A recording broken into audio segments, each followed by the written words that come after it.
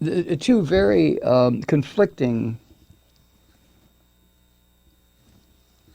vibes I had today about the WikiLeaks thing, the arrest of Julian Assange, finally after 7 years.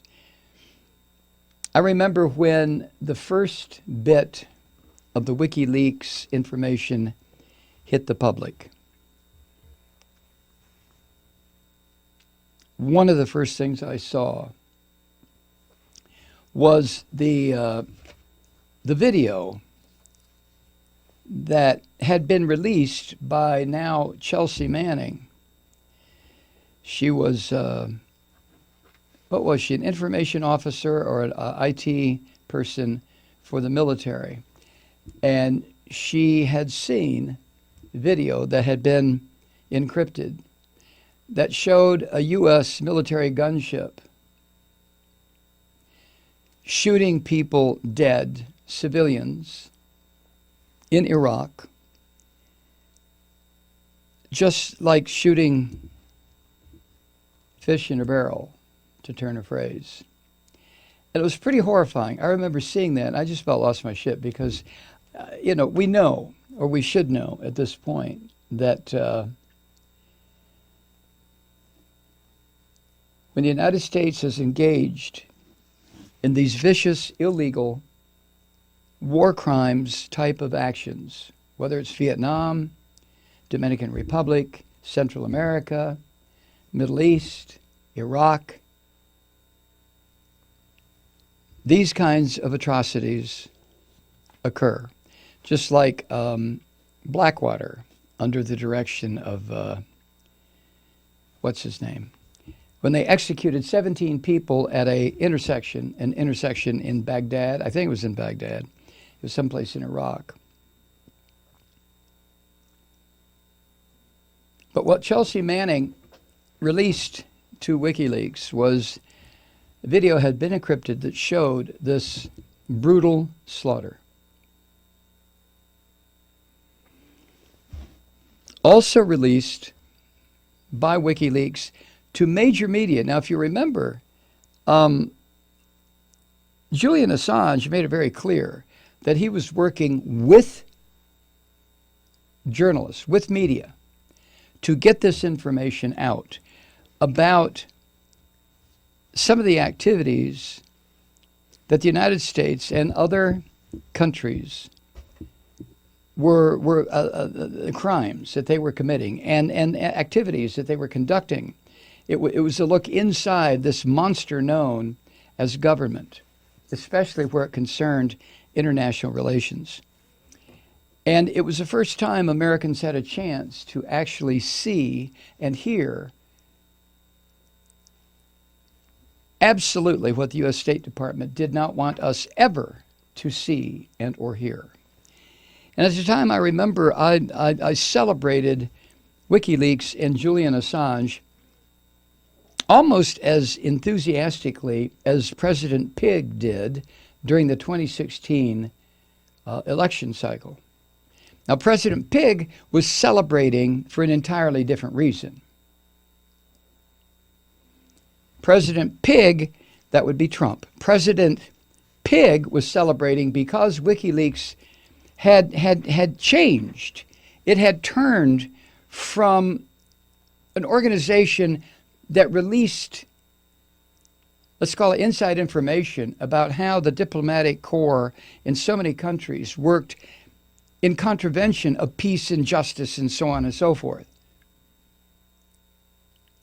Trump was celebrating because WikiLeaks was releasing information about his opponent, Hillary Clinton, and her campaign chief, John Podesta.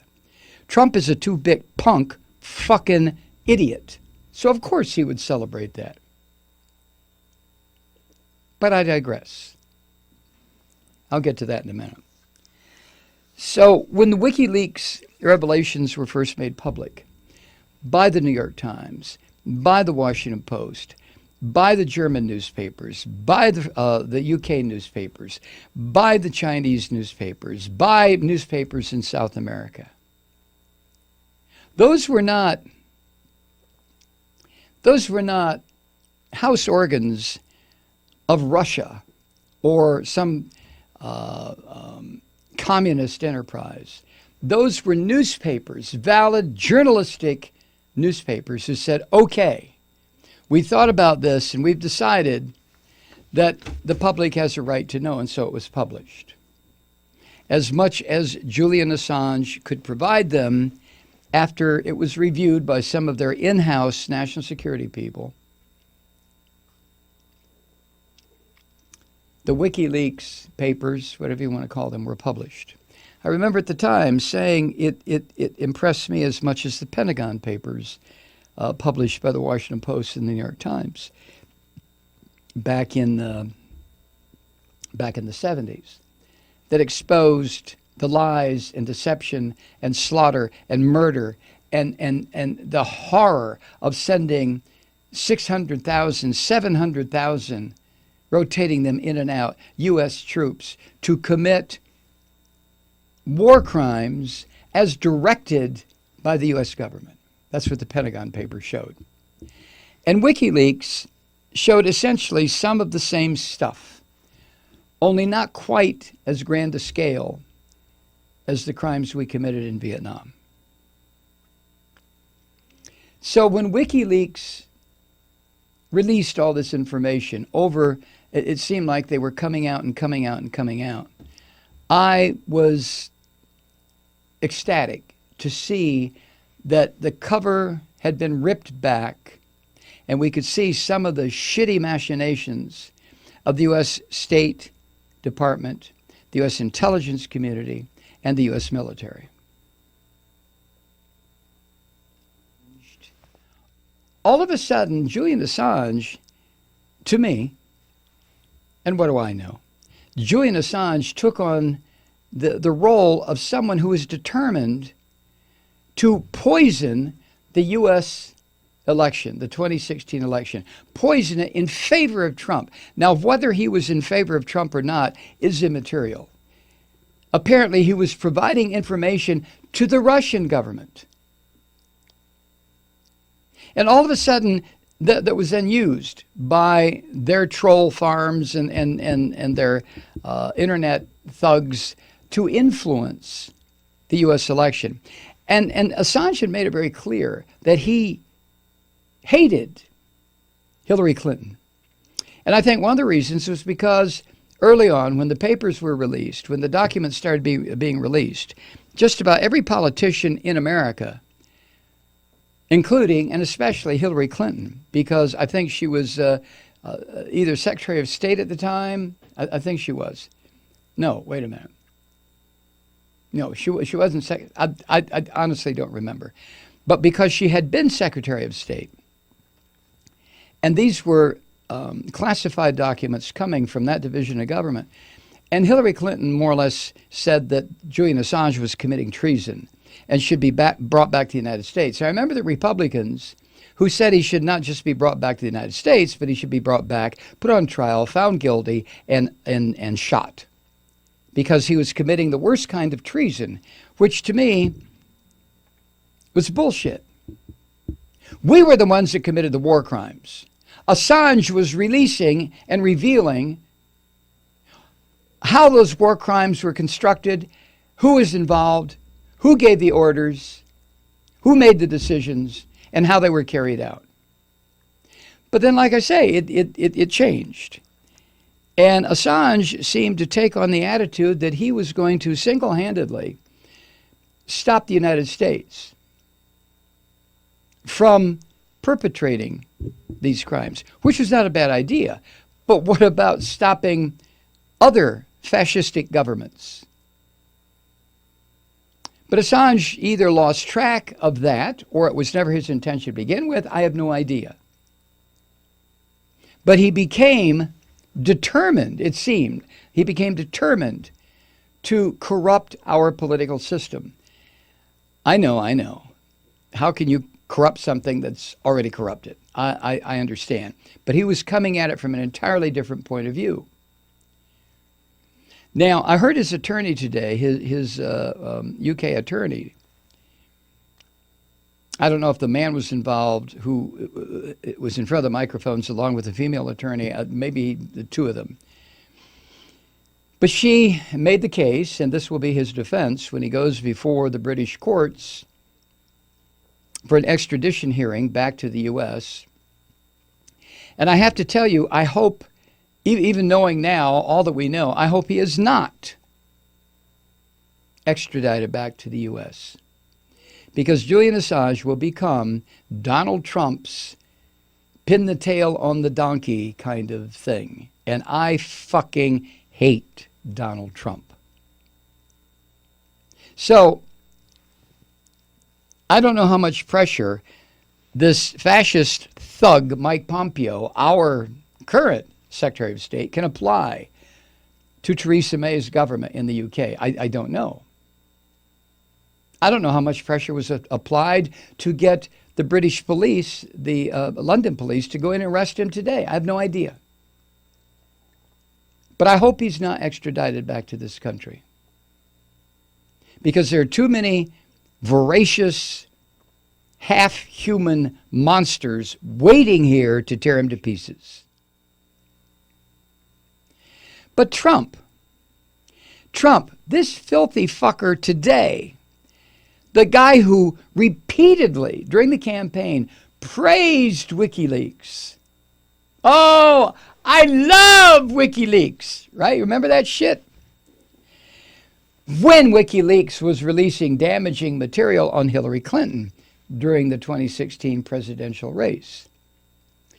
But today, this asshole Trump tried to totally remove himself. The squirmy, smarmy, lying son of a bitch. He does this every fucking time. He told reporters today, quote, "It sound like Sergeant Schultz from Hogan's Heroes. I know nothing about WikiLeaks. I know nothing. It's not my thing. It's not my thing." He went on, "I know there is something to do with Julian Assange, you piece of shit. I've been seeing what's happened with Assange, and that will be a determination, I imagine, mostly by the Attorney General." I know nothing. I know nothing. Oh, I don't know. But I don't know anything about that. It's not my thing. It's not my thing. Let me see here. How many times? Where is it? I've got it here someplace. I know nothing. I don't know about Julian Assange. During the last, I think the last 6 months of the 2016 presidential campaign, Trump mentioned Assange or WikiLeaks in a very praiseworthy way. Let me find it. I got it here. How many times? 144 times. Damn it, where'd I put it, Kathy? Hold on. Oh, here it is. Well, Mike Pompeo, I'll get to that in a second. In April 2017, Trump was president. In one of his first major speeches, Mike Pompeo, who was then the CIA director, and months earlier, as a Republican congressman, had praised WikiLeaks. Mike Pompeo praised WikiLeaks for its releases that damaged the Clinton campaign. Just like the president. But this is what these Republican thugs, this is their MO. The Obama administration had explored whether to bring charges against Assange. But the Obama administration decided not to, in part because of fears of creating a precedent that could chill traditional journalism. But in November, just passed, an accidental court filing appeared to disclose that the Trump administration had secretly charged him with some unspecified crime, which we still don't know exactly what it is. I'm sure it'll be the most expansive amount of bullshit that Trump's mobsters could come up with. But during the campaign, over and over and over again, if you go to the Washington Post website, WashingtonPost.com, they put together a sound montage of Trump, sound and video, of Trump praising WikiLeaks. WikiLeaks, I love, here it is, NBC tallied that Trump praised WikiLeaks 141 times at 56 separate events in the last month of the campaign, the last 30 days. Let's supposing President Pig was out there every day of 30 days. Huh? That would have been more than 4 times a day that President Pig praised WikiLeaks. At 56 events.